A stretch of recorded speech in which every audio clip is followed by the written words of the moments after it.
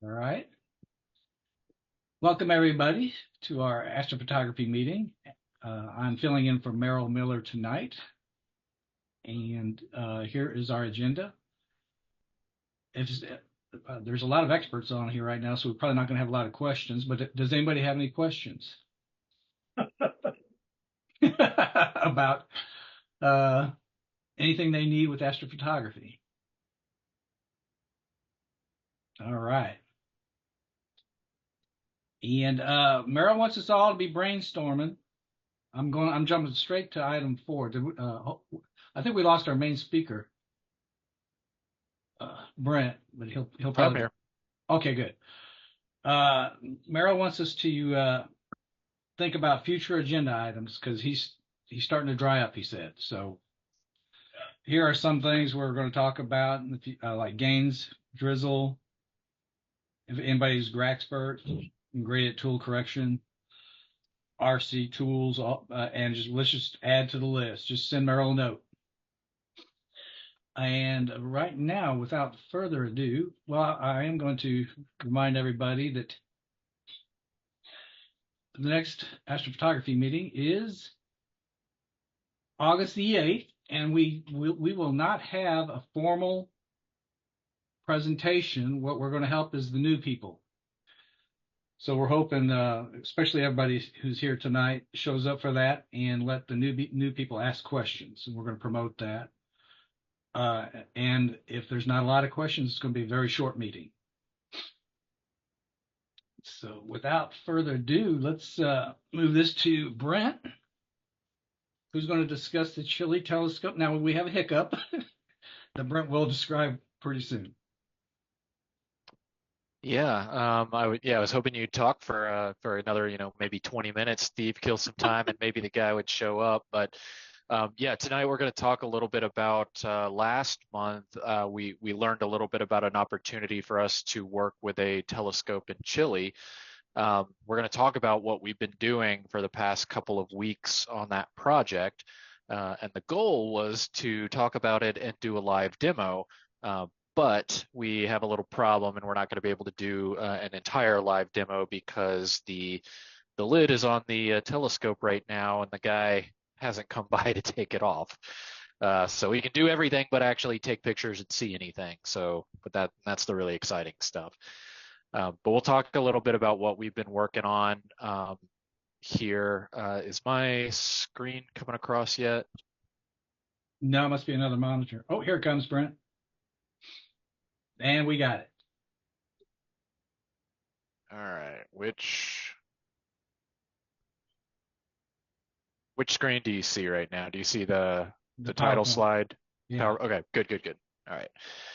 All right. So for those of you that attended last month or have been kind of paying attention in the Slack channel, we had an opportunity to work with a gentleman down in Chile named Alberto, and I'll go ahead and go here.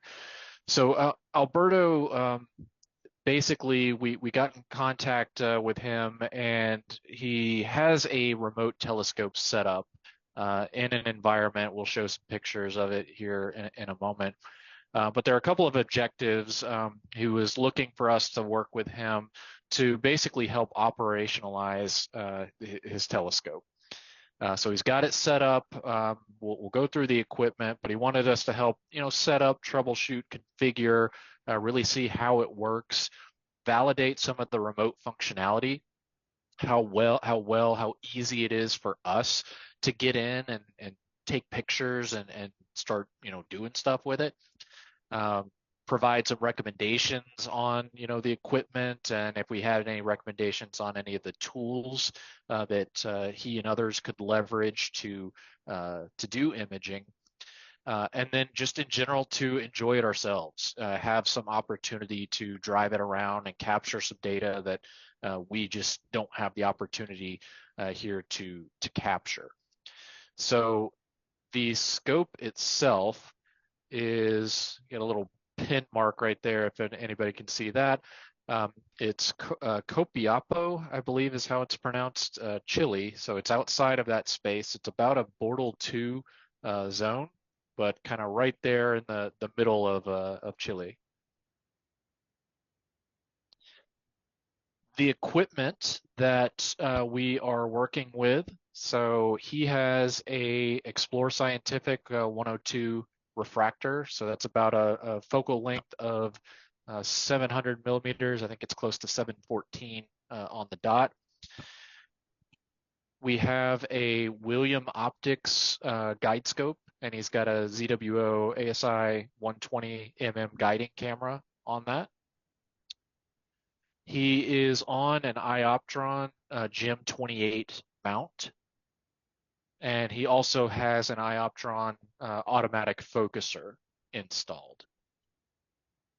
The camera is a ZWO ASI 183 MC Pro, so it's a color camera. There's no filters involved.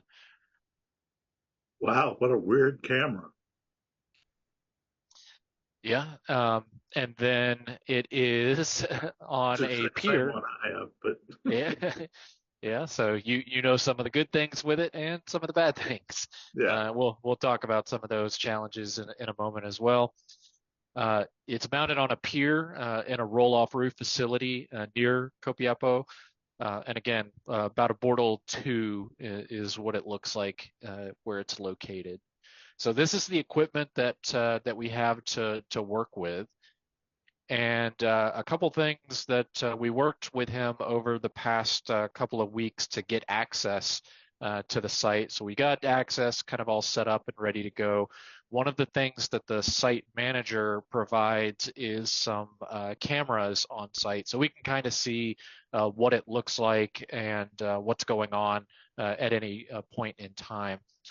So I've got some animations here to show. We captured time-wise the roof coming on and off. So you can see the facility here. I've got a little arrow pointing to, there is Alberto's scope right there on the far left of the camera in this video. So the top left video is just kind of showing the roof rolling off one evening. And in the bottom right, you can see it going back on the next morning. So it's a pretty cool operation. You just kind of see it moving here. I'll let it kind of complete and then it'll restart as it goes on. That's pretty. But yeah. That's powered, isn't it, Brent? I thought that some guy got out there and pushed it. No. They're pushing. No, it's too heavy to be pushed by one person. Yeah, it's powered somehow. Now I don't know if he controls it on site or if he's got remote access to open and close it. I would assume he does, but I haven't been able to tell because sometimes he's out there when I can see it open and close, so he may be manually controlling it at that point in time. But it's a cool thing to kind of see in action. You can see some of the other scopes that are also set up in here, so it's nice to see. We'll look at them live in a little bit, even though we can't see ours. We can see other people taking pictures, so I'll show you what that looks like as well. So that also allows us to watch and validate when slewing is occurring. So this is just an example here. We can see the scope moving.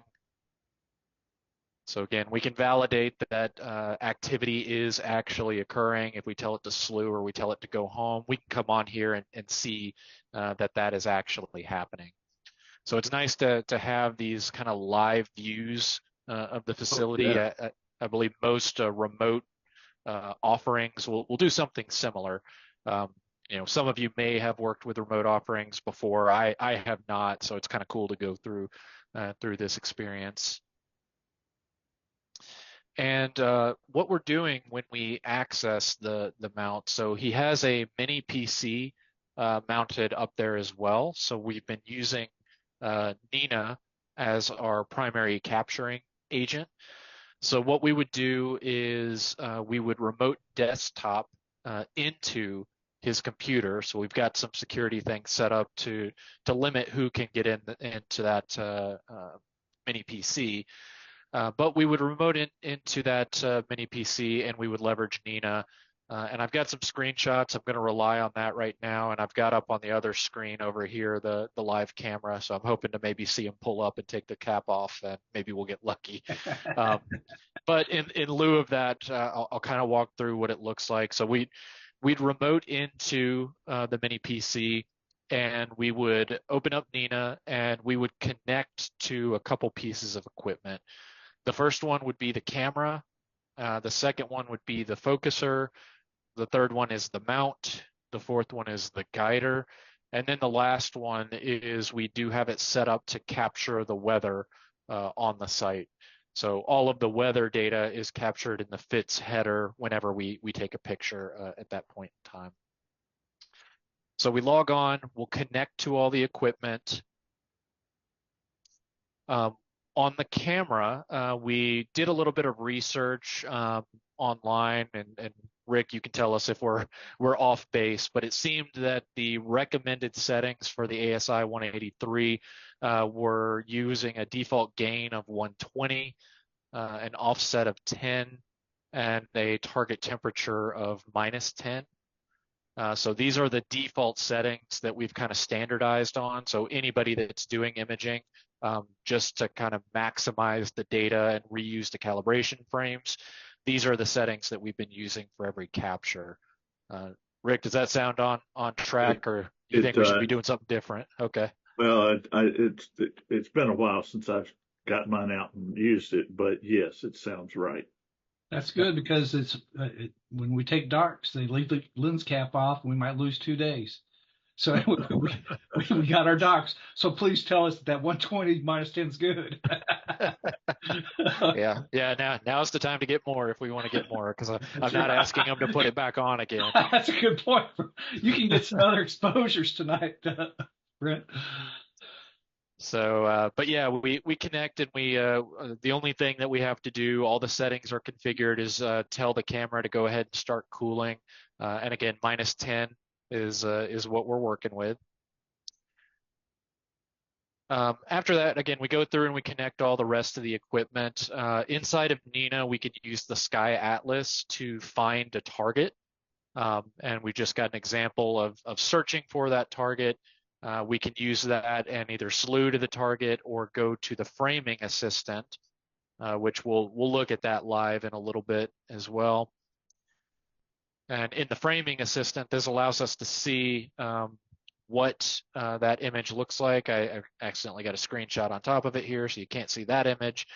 But it's going to tell us what the rotation of that image is and give us the opportunity to add that to our sequencer to capture. Once we're ready to capture, we come on here and leverage the Nina tools to go ahead and build out a capture scenario. And I've got a real one here, which we'll talk about some of the data that we have, and we'll look at some of the results in a moment. But in Nina, we can set up different targets. In this case, we were doing a mosaic of the Carina Nebula, so I've got several targets lined up here. And we can tell it to do things like recenter on the target to start guiding when we start imaging, when we want to autofocus. In this case, I had it set up to do an autofocus when our imaging job starts, but I could have it autofocus as time goes on as well, maybe autofocus after a certain number of exposures, or if we start to see the HFR and the stars drifting a little bit. In Nina, we'll be able to see a mapping of where that target is in the sky. Carina is going down pretty early in the night, so you'll see we don't have a lot of time to gather data on it. So we've been gathering a couple nights of data for maybe an hour before it gets too low and we switch to other targets. But Nina will tell us kind of where that is versus where we are in the current timeline. And then we can set it up to say, well, how many images do I want to capture? In this case, I told it I want to capture 6 at 120 seconds, and I want to dither in between every capture. So whenever we're doing our imaging jobs in Nina, this is basically the same structure that we are setting up each capture. Now, before we get into some of the data that we have and some of the kind of initial results that we're looking at, there are several challenges we've been working on addressing as we go through this. Again, we've been kind of working on it for the past month. The first one we'll talk a little bit about is the scheduling side of the house. So there are lots of people that want to take advantage of this and will have access to it for a little while longer as well. So there may be more people that want to take advantage of it. But making sure that we're not stepping on each other's toes. We've got a calendar set up and a training agenda if somebody is going to be requesting time on the telescope. But we're fighting time amongst ourselves to do some imaging and testing, as well as Alberto. He still wants to use the equipment from time to time. So we do have to think about kind of who's doing what and when, and therefore we've got a calendar in place to help coordinate that kind of stuff. In the beginning, we did have some trouble with the polar alignment balance of the scope. Steve helped us identify that. We were getting some pretty bad guiding numbers on our first test run, and it pretty clearly indicated that something wasn't quite right with either the polar alignment or the balance. And we let Alberto know. He let the local site manager know, who went out there and did a rebalance and another polar alignment on it and got it down to a T. So we saw some pretty amazing results after they went in and fixed that alignment. We also were working on the autofocus and guiding configurations. Those are things that we could control through the software. There were some limitations. The autofocus, we had to adjust some of the settings to be able to autofocus in the right direction, as well as Brian went in and he's done a lot of tailoring to the guiding settings to help us get to a much better guiding result. We did have a couple of instances of power loss on the mount. We've since found out that it's maybe a firmware or a limitation problem with the GEM-28 and specifically the park command. So we quickly learned at the end of an imaging session, we can't park because the GEM-28 scope will basically go to sleep and the site manager has to go in there and manually reboot it. So at the end of a job, we have to go in and say, go to 0 position, but don't actually park, just because the iOptron park command seems to be giving it some problems. We are still investigating that. It could be firmware related. We think it could be related to the fact that the computer is connected through the handset instead of directly to the mount. So we've got a couple working theories, but since we stopped telling it to park, we haven't had one of those challenges again. Control of the roof is another one that's done manually by that local site manager. So none of the people imaging here have direct control over that. So it's kind of on the whim of the site manager to do it. A good example, last night, there were a couple clouds for maybe the first 2 or 3 hours of the night, but really once we got past midnight, the skies were clear. But he did go ahead and close the facility for the evening, when there probably could have been some capturing going on in the early morning hours. So that's an interesting scenario when you don't have control over the actual roof opening and closing. Collecting calibration frames, which again, we're in the middle of one of those challenges right now, but we do have to coordinate with the site manager if we want to get that lens cover put on to collect darks, which we've been trying to do that for a while. We finally got it yesterday put on, which is kind of why we're in the problems we're having right now, because it's still on and we got to wait for the site manager to go up there and take it off again. As for flats, we did capture sky flats. I'll show you what those look like here in a moment. But we weren't able to leverage like the t-shirt method or anything. So it's just true open sky flats. And the last item we really worked on figuring out was, okay, how do we get the data off of that local computer? So I think it's maybe about a terabyte drive, if I'm not mistaken. And it fills up pretty quickly with data. Actually, I don't think it's a terabyte. It's a lot less than that. But in any case, it fills up pretty quickly. We're leveraging a cloud file sharing service to upload the files after we've captured them. And then we can download them on our local machines. And Steve has been working on pulling them off and putting them on a server so we all collectively can leverage that data and do our own processing of that data. So I might ask Steve to talk about that a little bit more here in a little bit. A few items of note. So again, we are able to start getting darks. We've been processing some early data without darks, but as you can see, the ASI 183 has some pretty nasty amp glow that comes across in the images.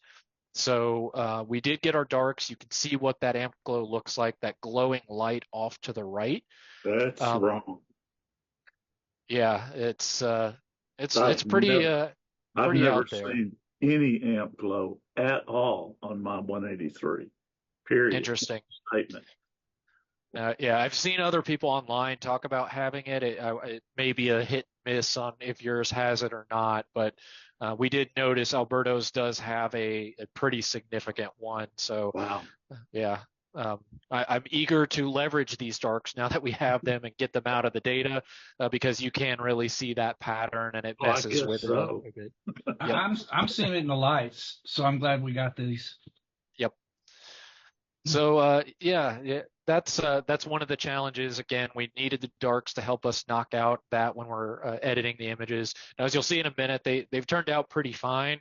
But that data is there, and it's going to look even better once we reprocess it, knock that amp glow out. We did also have to capture, again, some sky flats. So you can see we've got some fun little dust motes and other, objects or items, discrepancies here on the, probably on the sensor, I'm guessing. But these patterns would show up as well.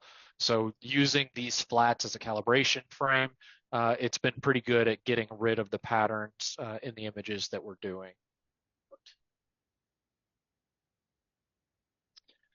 So the data, we are backing up to an ASUS web storage drive. Alberto helped set this up, so we're just using his drive to do that, and he shared the link with us. And basically, after we capture a night's worth of data, we add it to a folder that will automatically upload to the cloud, at which point myself or Steve or others have been pulling it down to work with it. So I guess, Steve, do you want to take a second and talk about where we are stashing these files so others can take advantage of the processing the data? Yes, and if you don't, can everybody hear me? Yes. Okay, if you do not have an account on Keith's, we call it the MAS.fits drive, which is a super fast fiber network connected drive, let Freddie know, and Freddie will give you a password. And Freddie's here, and you can just drop a note in Slack channel. But if you're patient, this weekend I'm going to put them on the memphisastro.org site on just a MAS.fits only page. It won't be public, but everybody, I'll publish that page in the Slack channel. And we're just going to put all the data there, so there's nobody has to. You just click on it; it's going to download a bunch of zip files that are compressed.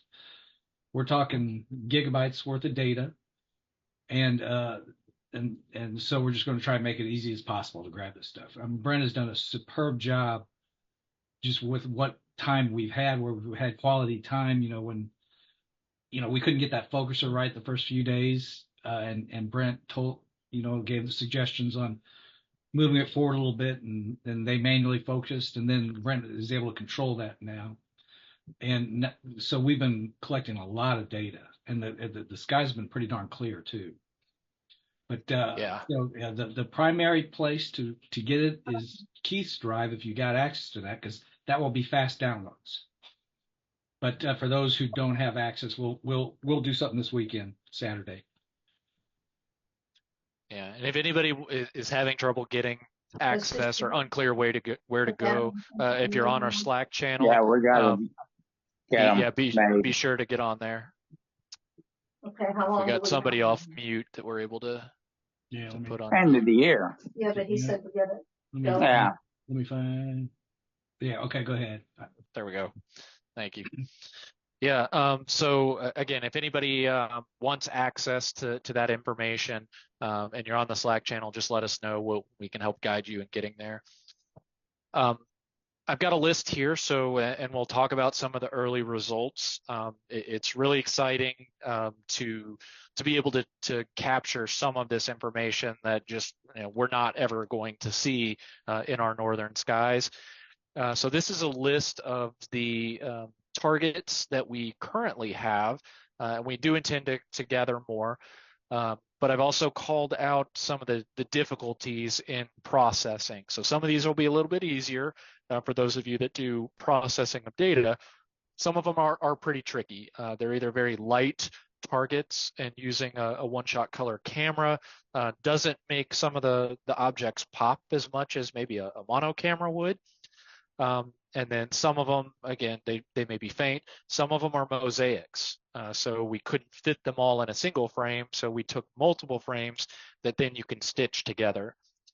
Some of them are pretty low in the sky. So again, some of them that we wanted to capture, Carina is getting low when the night starts. Tarantula Nebula is another one that we have to wait to the very last hour or two of darkness before the sun comes up to get any data on it, just because it's so low and rising so early in the morning. So these are the objects that we do currently have. We do anticipate getting more, but our plan has been, let's gather as much data as we can. We may add more data to some of these targets to get better quality, but we have been bouncing around to try to get as many southern targets as we can. So we've got our own data sets to play with. So a couple of results. Some of us have been taking the data and going ahead and processing them. So we'll kind of step through some of these. The first one on the left we have is the Carina Nebula.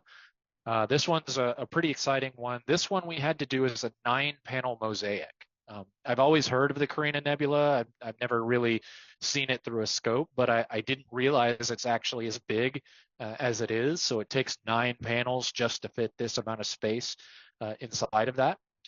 And currently we've got about 18 captures at 120 seconds for each of those panels.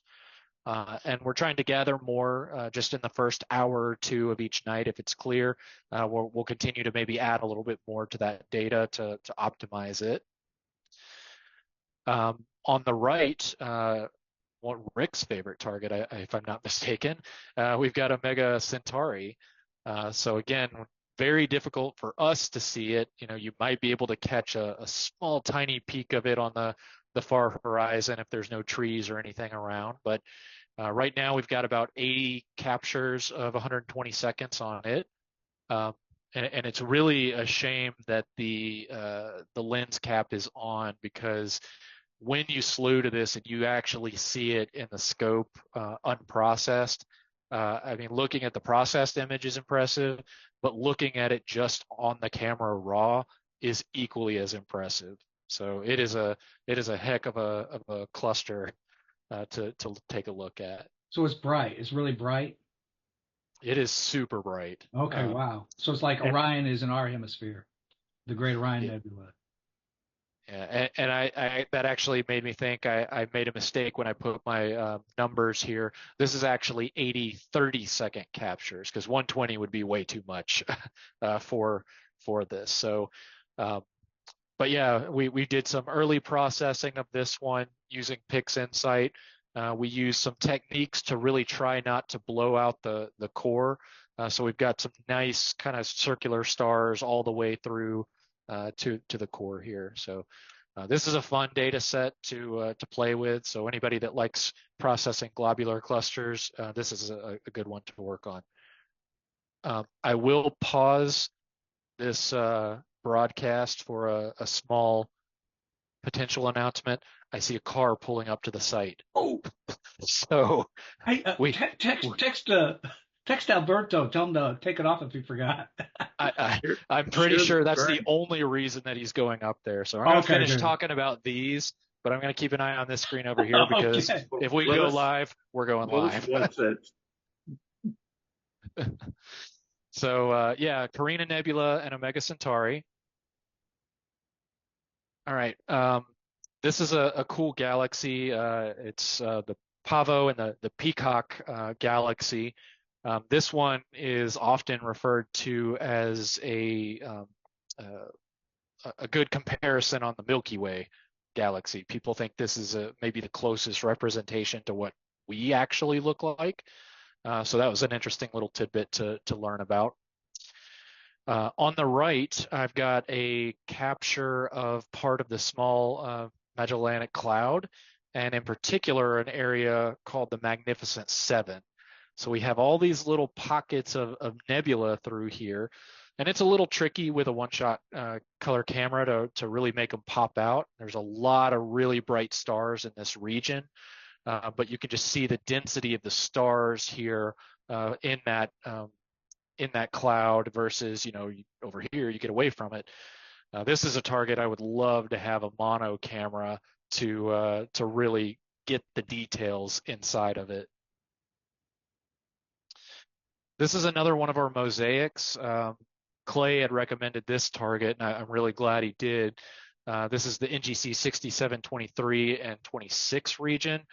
We've got two different variations of processing here. The one on the left is one that Merrill did. The one on the right is one that I did. But again, it's a 3-panel mosaic. We got a lot of good detail on that. Here's another example. We've got the NGC 104 cluster. This is one of Brian's images.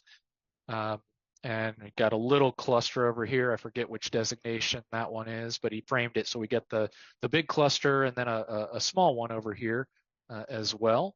Well framed, Brian. I love that image on the left. That's interesting to get both clusters in that one shot. Yeah, and I'd captured some of 104 in a previous imaging run, but it's centered on it. So we've got one centered here, and then this one with the good framing on that target. So that was good thinking. And then on the right, we've got the Tarantula Nebula, which is again another really popular southern target. This one's really faint and it's really low in the sky. So a lot of this we're capturing maybe just barely above 20 degrees at the sky, but we wanted to be able to get some of this data. Hopefully as it gets higher and time goes on, we'll be able to get a little bit more. But this is a good example of what we've got to work with. So again, that data is going to be out there. Everybody will have an opportunity if you want to grab it, do your own processing, do your own test on it. But it's really exciting to be able to have our own version of this data that otherwise we just don't have access to. All right. Those are incredible images. So I am going to drag this screen over. And what you'll see here, this is a live view of the site. And right there, you can see the site manager is He's on right site. there by our scope. He is currently taking it off. So All our luck may have turned. So we'll give him a second to get that done. But while he's doing that, which looks like we might be good, you can see the other scopes here. A lot of people are already imaging different targets. But you can see the roof here is off. This camera on the upper right is pretty exciting because you can actually see very faintly the Milky Way through this camera when it turns on. So it's kind of neat to see sometimes if it's aligned just right, you can kind of see that faint shade of it through there. But yeah, we use this again. We're able to see. Right here is Alberto's scope, and then on this image down here, it's right back here in the corner. So this is how we can kind of monitor what's going on that scope. So I'm going to go ahead and open up. Yes, we have stars. We are good. So I'm going to close out of this. And that was just what I was using to test and validate that we could get in. But I'm going to walk through kind of what we would do to get into NINA, our imaging process. We're going to slew around to some targets. So if anybody's got things they want to see, I've got a couple things we'll take a look at. But if you got things you want us to go after, we can do that live as well. And then by the time all said and done here, my plan is I'm going to set it on an imaging run, and we're actually going to set up a capture for the evening. So we'll have more data to work with starting tomorrow. So I'm just going to talk through the process here. I'm going to get it open. If anybody's got questions as we go along the way, feel free to ask. But we saw these screenshots earlier. I'm opening up NINA. And the first thing that we'll do in NINA is focus on the equipment tab. First thing I'm going to do, I'm on the camera tab. I'm going to go ahead and connect to my 183 camera. And I'm going to go ahead and tell it to start cooling. So by the time we're done kind of clicking around and everything, our cooler should have us at the right spot. I'm going to go ahead and I'll talk about some of these other ones. If this were a mono camera, we could connect to a filter wheel. But we don't have to do that with this one-shot color camera. I'm going to go ahead and connect to the focuser. All right, so there we go. We are now connected to that. I'm going to connect to the mount.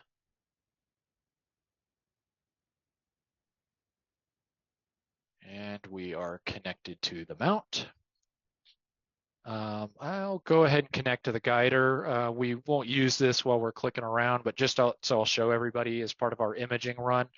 We use PhD2 for doing our guiding.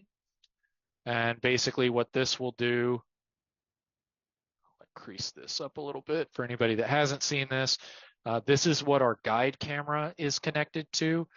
So we would be able to basically point it to a collection of stars and tell it to start guiding. And that's going to help keep our imaging kind of crystal clear, right on point for what we're trying to take a picture of. And then the last one that we're going to set up here is weather.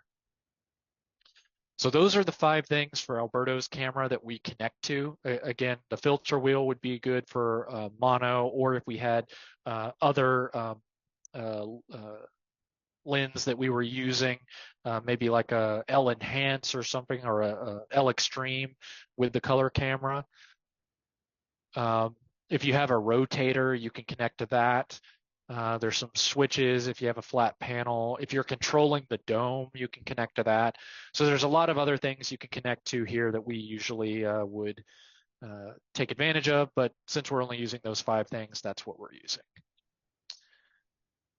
So if I come over here to the imaging tab, I can just take a quick image and we can validate again that we are seeing stars in our image, and we're just pointing south here. So whereas we would normally point to the North Star in the southern hemisphere, you're pointing to, what is it, octans maybe, or whichever. There's some stuff down there that you point at that's different than what we have to do. So we are getting our stars, which is a good sign. And let's go ahead and take a look at a target. So let's start with Omega Centauri. So keep me honest here. I think this is 5139.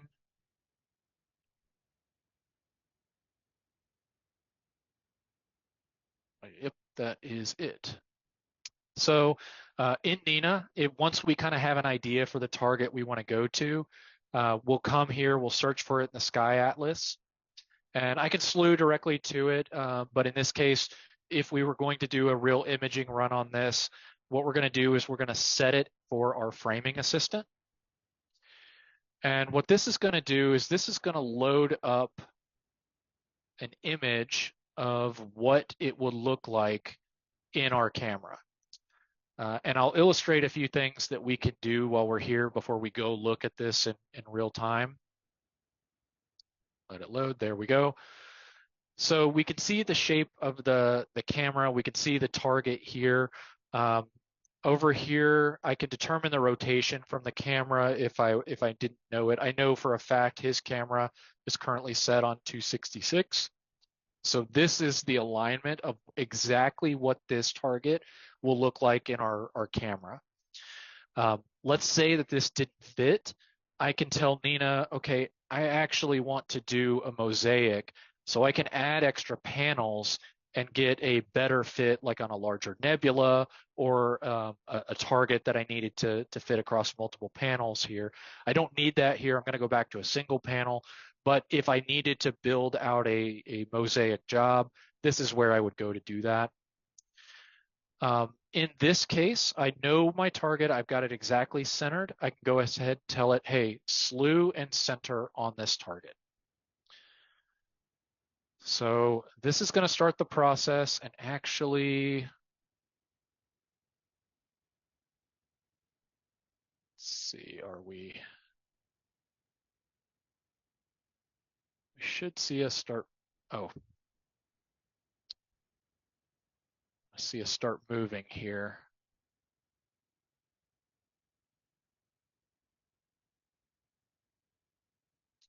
Well, it would help. Let's see what we got going on. We are stopped.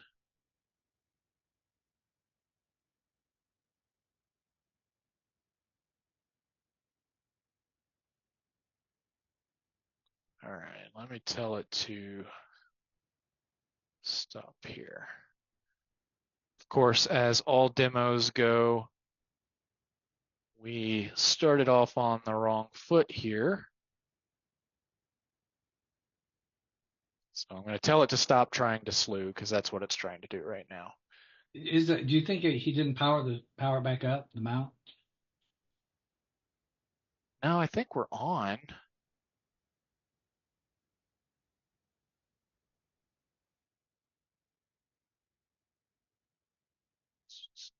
Tell it to go to zero position. Is that Nina? This is Ioptron, the one that I'm looking at right here. Okay. This is Ioptron's control of the mount. Okay. And then this one's Nina. So I try that again. Okay.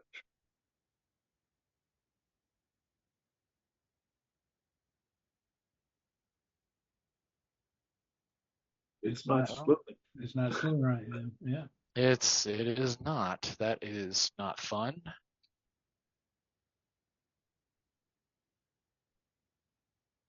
So we're going to stop. I'm going to disconnect and reconnect. Stop. Good idea. Brent, can you hear me? Who is that? That's Brian. You need to set the tracking rate to sidereal. It was stopped and now it is. Yeah, I stopped. I'm resetting it here, and we're going to see if that kicks it into gear. Yeah, sorry, I've been fighting my mic. It wasn't working. I've been trying to tell you that for a minute. Oh. And now it's there we go. There we go. Okay.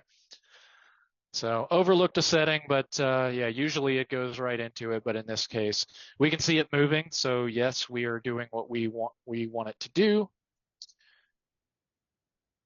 We're going to get in here and we're going to take a look. And what this is doing, it's going to take a picture. We went to where we think Omega Centauri is.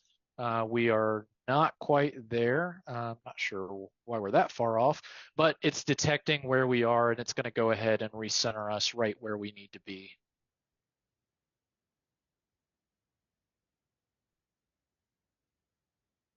So is plate solving built into Yep. the Ioptron software or the Nina? No, this is Nina. Okay. So it's moved. We're taking our next image, and there we go. So we are there. I'm going to go back over to my imaging tab because this is, go ahead and get rid of that. And here we are. So this is I'm going to set a loop here. Let's just take 1 second loops so we can see what that looks like. Okay, I'm going to increase that. Let's just bump that up to about, how about 15? So we'll see some detail, but you can see how kind of bright this is even with just a single second exposure. We'll bump this up to 15. So in this case, we'll wait here. You can see the progress of it down here in the corner.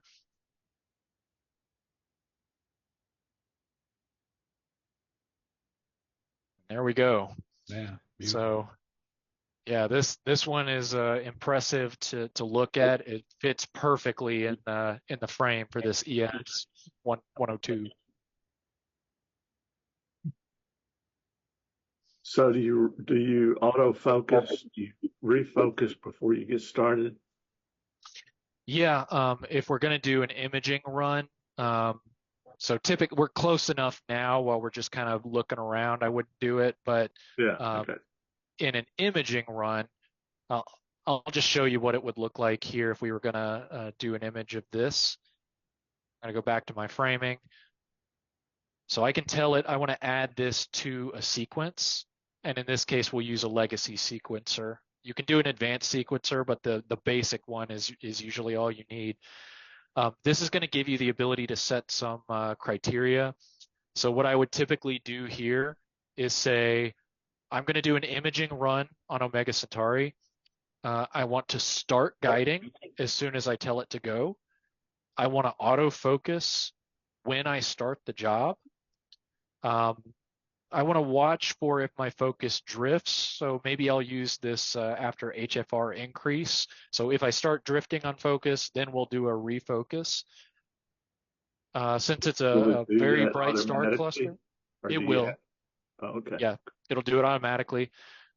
Let's just say I wanted to capture 25 30-second exposures. Yeah. And then I want to dither in between every image.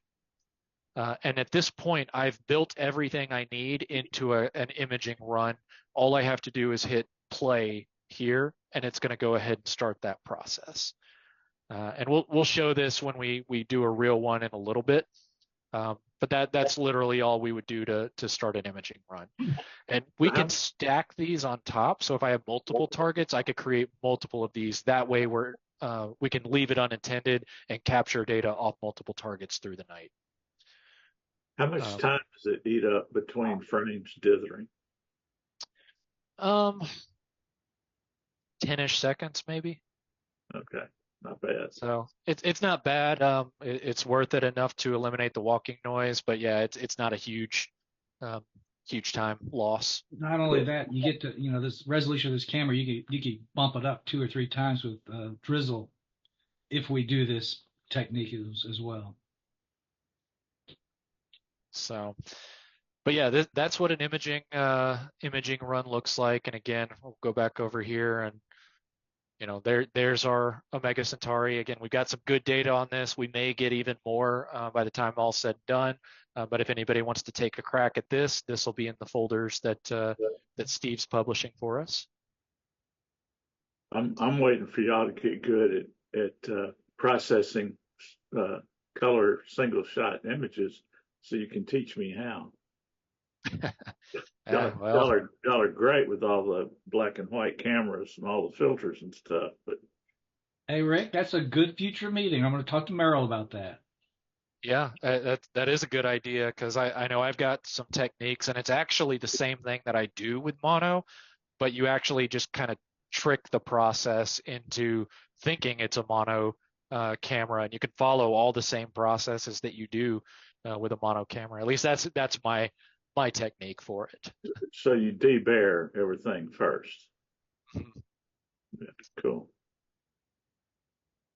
All right, let's take a look at a different one. Let's just go to the core of Carina, which I think is 3372. All right, I'm going to set this one to the framing assistant because I'll show you again the image that I showed you earlier, and actually the one for anybody that still sees my picture, I put it as my background here. That's Carina, and I'll show you what we did for this one once it loads up here.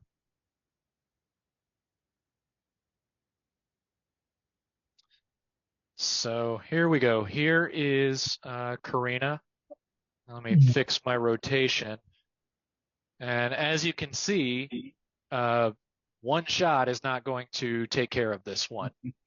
So what we did for this is we built out our mosaic, and it's a 9-panel 3x3.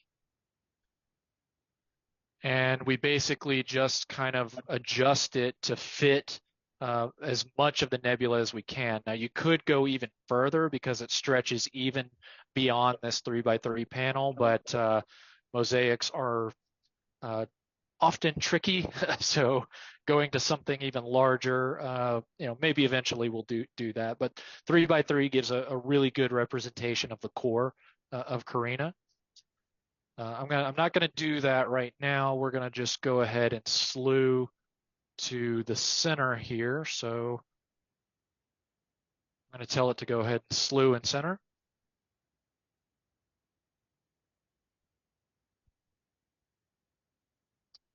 And I guess I could have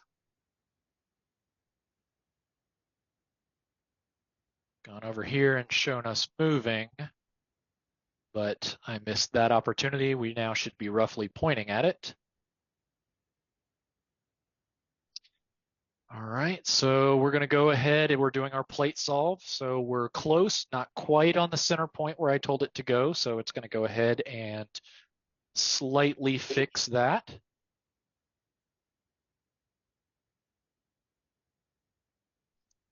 While it's doing that, I'm going to come over here and we're just going to take a quick test shot here. And let's do 30 seconds for this one. So in our plate solving, it's going ahead and taking a short image, which you can already see how bright this is. And again, Bortle 2 slick eyes, this nebula really pops. So we're going to take a 30-second exposure. We'll take a 30-second exposure here, and we'll see what that looks like. But for anybody using Nina, again, the imaging tab is a good way if you want to take quick shots of something and just kind of see what it looks like. This will allow you to do that. But if you're in the middle of a full imaging run, this would also show you the progress. So how far you are in your sequence, what your guiding looks like, and then what each exposure looks like. Wow. So here we go. It's just one exposure. One single exposure, and it's going to drill down in here. You can see, again, all these nice little structures, inside the core area here.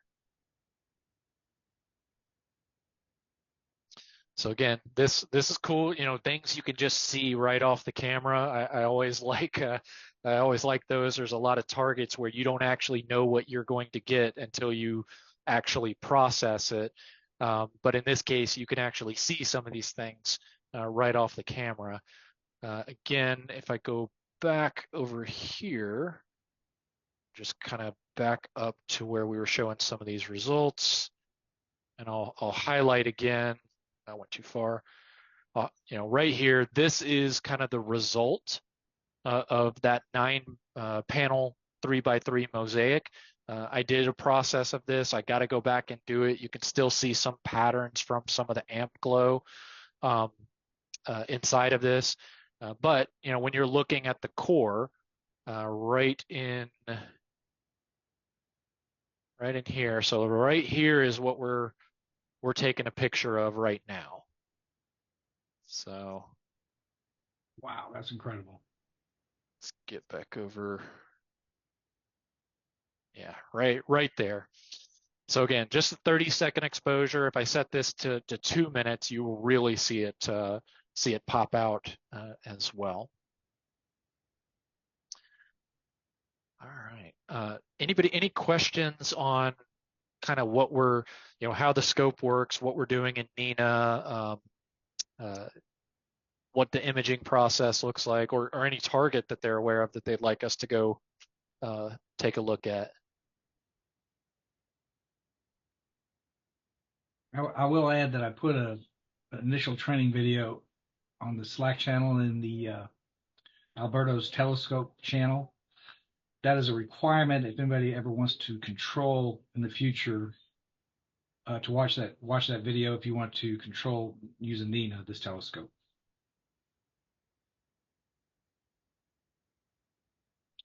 Any more questions for Brent?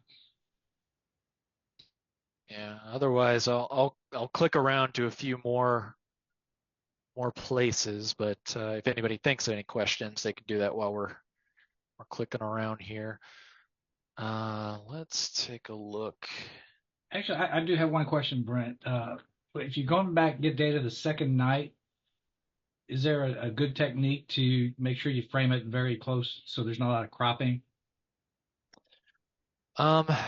Most of the targets were just centering on the target itself. I think, and is Brian, are you still on here? Yeah, my mic's working now. Yeah, I think you may have more experience with this. I think you could tell it to frame based on another image, right? If you're using the framing assistant. So I haven't tried that, but there may be. What I do is when I do a sequencer, so say I'm using the legacy sequencer like Brent showed, at the bottom of that, once you have it built, I save that, and that saves the file. And then if you go there and then the bottom, you see the little, floppy drive things on the left. And then the next day you can go back and open this exact file. If you do that, so like there's my NGC 104, for example. And so what you can see is like I made it 61 images through the 80. If you wanted to shoot more, it will keep, just like what Brent was pointing to, the exact coordinates for the middle of it. The camera orientation is obviously not going to change, so all you need is those coordinates. And then the other gotcha is on the bottom here where the progress is. You see I'm 61 through my 80. What I typically do is I'll save this as a new file, and then I'll go down and exactly, I'll hit that button and that'll reset it to 0. And then you're just picking up exactly where it left off. Yeah, and this is a good example. Again, I mentioned earlier you can stack these targets. So let's say I start this right now. It's going to go do Omega Centauri. Once it's done, it's going to pop over here to NGC 104. And as long as we've got the coordinates on, it's going to go center on that exact spot.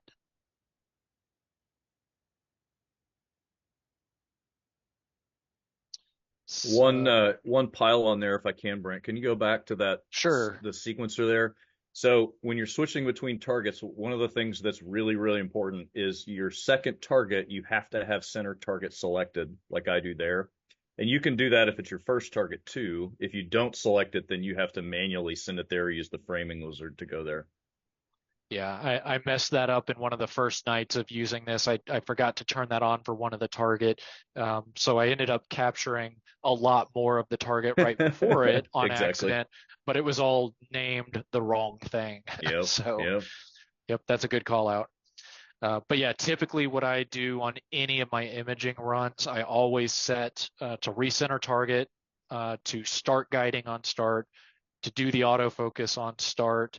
And then, depending on how long it's going to go, I may pick a different autofocus timing period.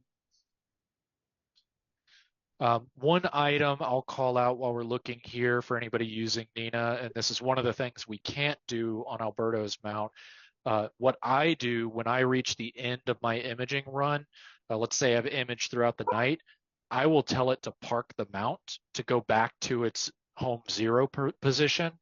So this is the problem for Alberto's mount.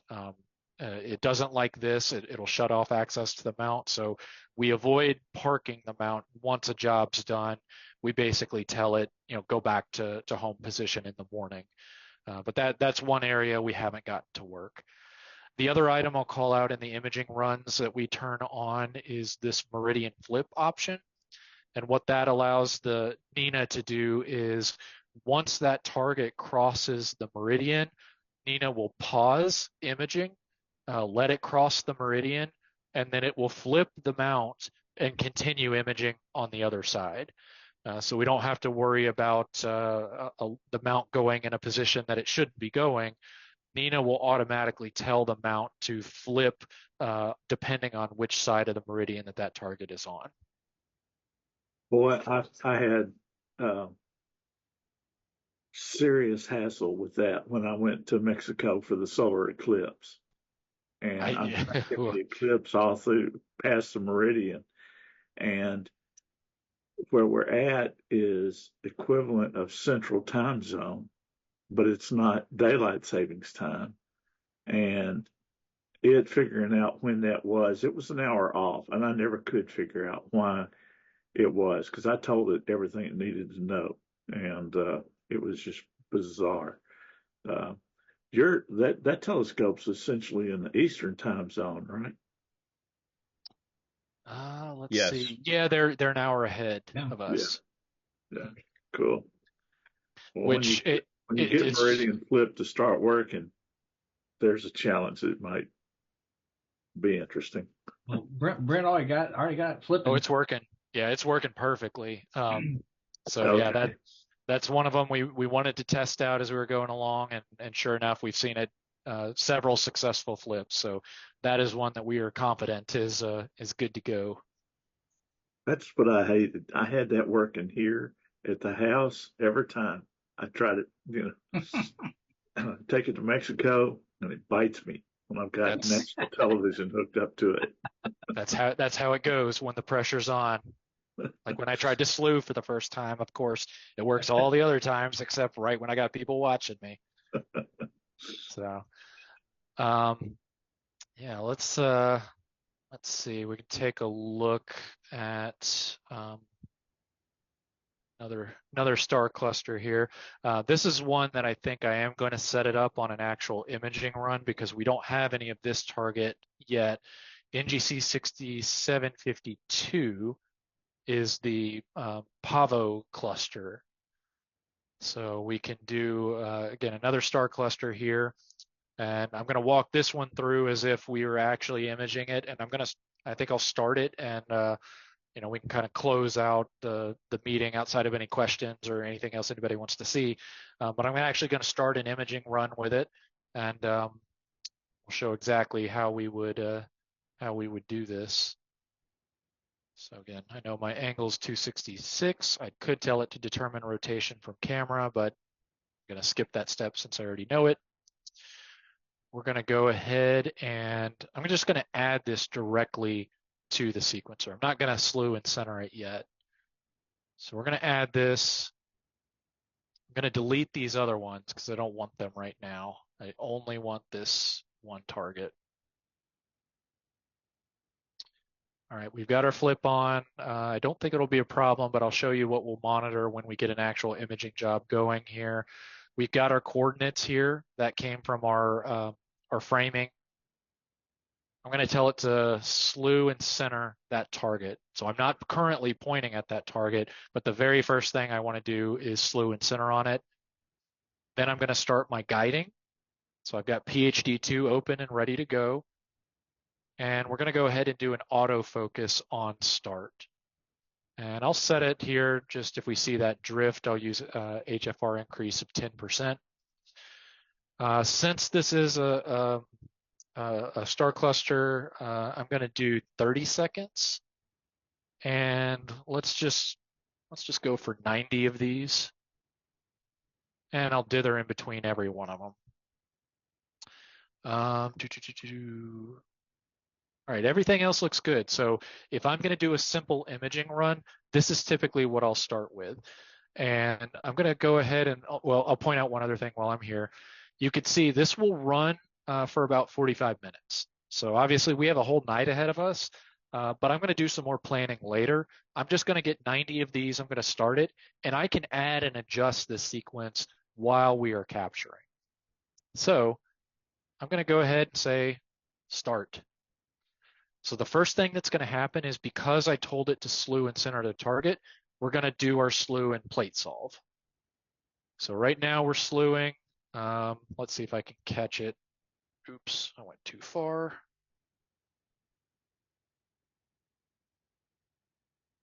Probably was too slow to catch it actually moving.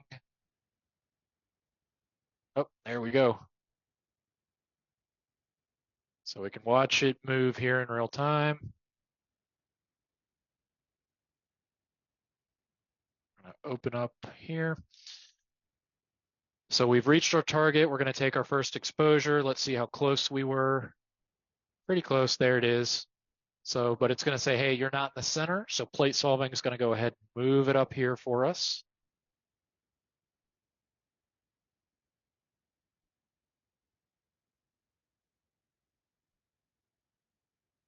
All right, so it finished moving it. So now you can see the status down here at the bottom. We're going to take another test shot, and we should see it pretty close here to the middle. There we go, perfect. So we're good. We're now starting guiding. So if I pull up PhD2, let's see if we can see this in real time. PhD2 is grabbing multiple stars in our field of view, and we're going to start guiding. And I can track how well I'm guiding in my graph down here. And, well, I'm auto-focusing, and we turn off guiding when auto-focusing. So you can kind of see that I was starting on a good path here, but we're going to start that up again when autofocus finishes. I come back over here. Now, autofocus, and again, we're continuing to try to tweak this and get this in a good place. Autofocus here, we're using the native autofocus. Brian is going to help us set up a better version of this. But what autofocus is going to do is it's going to take a whole bunch of pictures across a different range of our autofocus setting. So what you can see down here, we're changing the number of ticks that our autofocuser is set at. And we're going to be creating kind of a parabola, if I can get my words out. We're going to create a parabola of images here. And we want the one that is at the lowest setting. That is where we are most clear in the image. So we're going to take multiple pictures to figure out what is our best and most clear focus point. So in this case, we'll take about 10 of them. You can see we're about at the point right here. We're going to start going back up and complete that parabola. And it'll do the math, and it'll tell us exactly what our focus point is. Now, we determined that around 3,000 visually is approximately the right focus point. So anywhere between, probably 2950 and 3050 is where our focus point might settle.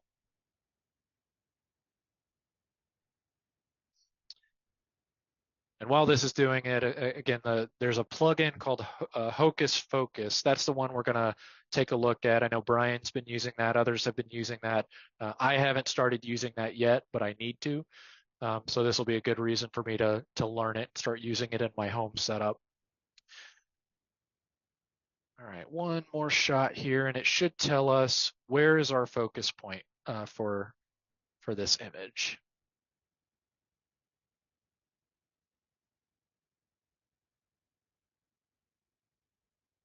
There we go, 2934.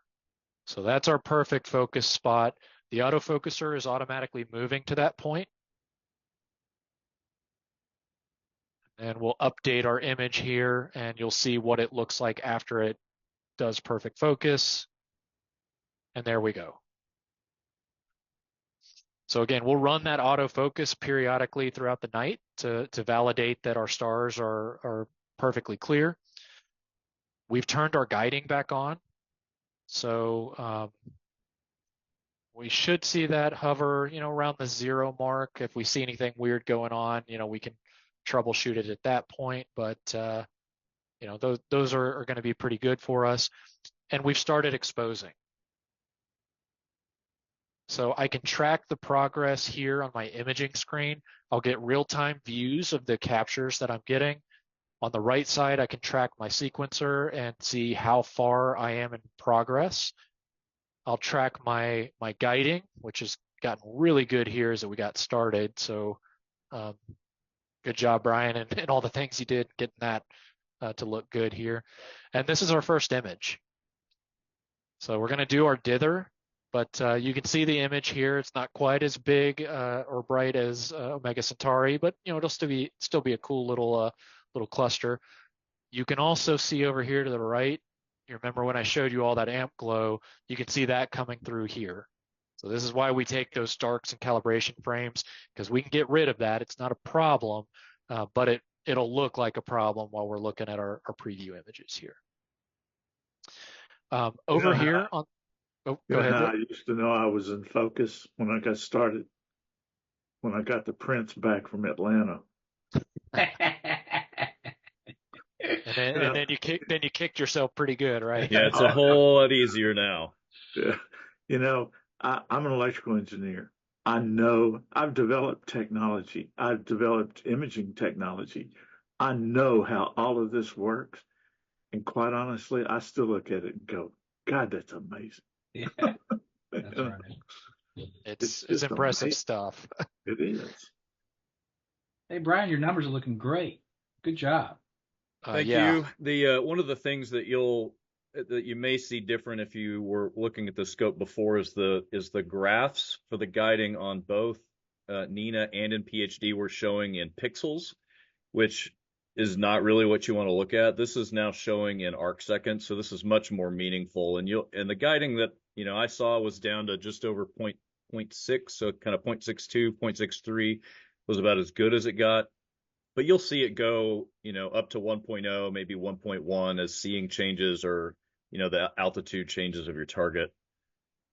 But it's kind of 0.8-ish is probably what you can expect. The scope does have, or the mount does have some limitations. The backlash, and I wrote a bunch of notes on this, but the backlash is in deck is really the Achilles heel, if you will, of the mount in its current config. It's got a pretty serious backlash, so if it's windy, you're probably going to see it bounce around in deck quite a bit. Yeah. And you'll see it, you can see some of these little jumps here and there. They're not a big deal as long as we're within range. If you see this repeating a whole bunch, we got to go back and kind of take a look at it. But yeah, it's looking good. I think as long as the numbers, typically what I have heard, I think, Steve, we talked about this. If it's less than 2, I call it a win. I definitely but usually, yeah. If it gets as high as 2, let me know and I'll work on it some more. Yeah. No, that's perfect. The other things you'll see here, and again, for anybody interested, like this is exactly the same process that I do with my equipment at home. I use Nina. I do all the exact same things that we're talking about here. The other things that we're watching, we can see the mount details. So I can see, for example, the meridian's going to hit in 3 hours. So if I increase this and we image over that point, I'll know I'm going to hit the meridian flip at that point in time. I can see the details, what altitude. We're currently at 44 degrees. So I can see all those details on the mount. I can see what the current temperature settings are. I can see statistics about each image. Some details on the stars and the autofocus, where we are in the sequence, and then I can go back and look at image history as well, all while watching the guiding and my images come through. Now I can still go in, I can still do the Sky Atlas and find more targets and add them on. I can go mess with the sequencer and say, you know what, I actually want 100 of these things. Let me come in here and I'll add up and change that number to 100. So all that stuff can be done while we're doing our imaging process here. That's really good news because you can't do that with ASI Air. That's powerful. Right. Once you get started, you got what you got. You're in it. So this image here, this updates every 120 seconds or however long your image is, right? Yeah, so I'll get a live view every 30 seconds is what I'm doing on this one. Right, 30 seconds. So yep. Yeah, right. This will show me what each raw light exposure looks like after capture. Can you auto stack them here? There may be something built in. I don't know if Brian or anybody else has played with any. I don't think there's one built in to Nina, but you can use Nina to capture and then auto stack in SharpCap or something else. Yeah. Right. Interesting. Okay. Yep. So, but yeah, that's kind of it. I'm glad we got the cap off. We were able to show all this stuff in real time, kind of see some real targets. But um, any questions? Anything anybody wants to see? Brian, thank you for the work you've done here and getting all this set up and getting it ready to go, all of you. And um, I'm sorry I don't get to participate here as much as I'd like to, but I really appreciate it. But I've got to call it quits for the night. So y'all have a good evening and thanks. Thank you, Rick. You too, Rick. And yep, have a good one. Thank you, Rick. Have a good one.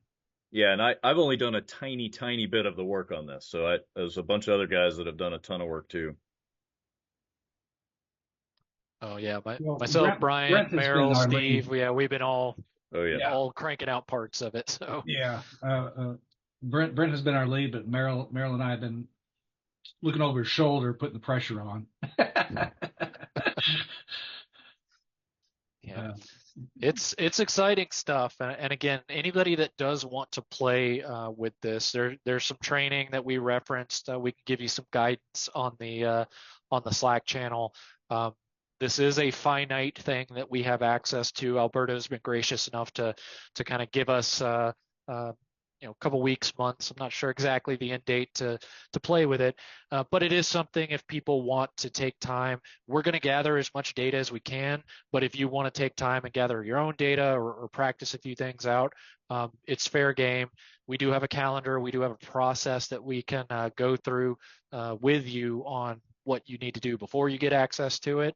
But it's not too overwhelming to do that.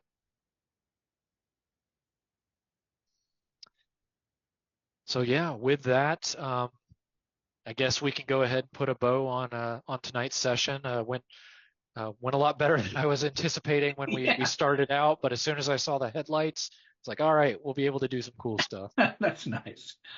Great. Thank you for showing us that real-time video footage of them opening and closing. I hadn't seen that yet, and it's kind of fun that it's kind of cool that it's on the other side of the world, and we're able to just control it and look at it. Just amazing stuff.